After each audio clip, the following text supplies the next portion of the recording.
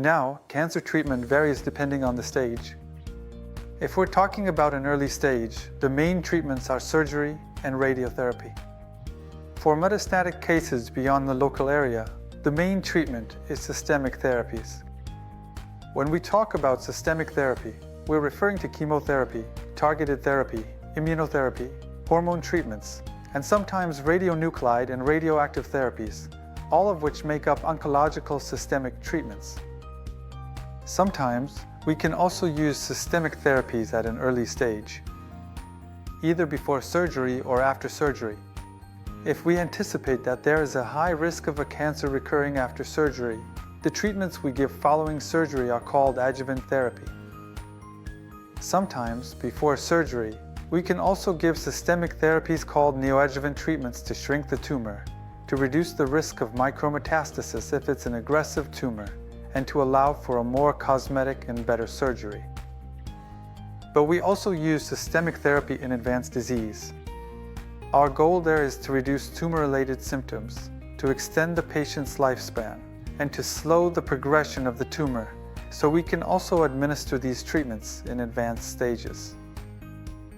Now, we apply all treatments that fall under the scope of systemic therapy: chemotherapy, immunotherapy, targeted therapy, endocrine therapy, radionuclide therapies. Sometimes these treatments are given alone or in combination, depending on the patient's needs and the stage of the disease. We are able to offer all of these treatments to our patients. Immunotherapy. Actually, there are two approaches in oncological treatments. One targets the cancer cell itself, and the other targets the immune system. When we talk about immunotherapy, we mean treatments that help immune cells recognize cancer cells better and destroy them more easily. Immunotherapies are actually not just a single method. There are various types of immunotherapy. These can be treatments that stimulate T cells to directly fight cancer, or sometimes, cells that directly fight cancer can be given passively to the patient.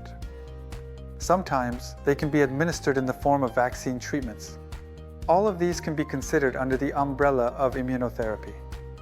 But the main point is that we call treatments targeting the immune system immunotherapy. Melanoma, kidney cancer, and lung cancer are the cancers where we most frequently use these treatments. Targeted therapy, unlike chemotherapy, is a treatment that targets cancer cells, similar to chemotherapy. There are specific targets in some cancers. For example, in certain cancers, like EGFR in lung cancer, BRAF in melanoma, or HER2 in breast cancer, there are specific targets. These are cancer-specific targets that shouldn't be present in normal tissues. The treatments we give specifically for those are called targeted therapies. This can be done for every type of cancer, but in some cancers, there are well-known targets.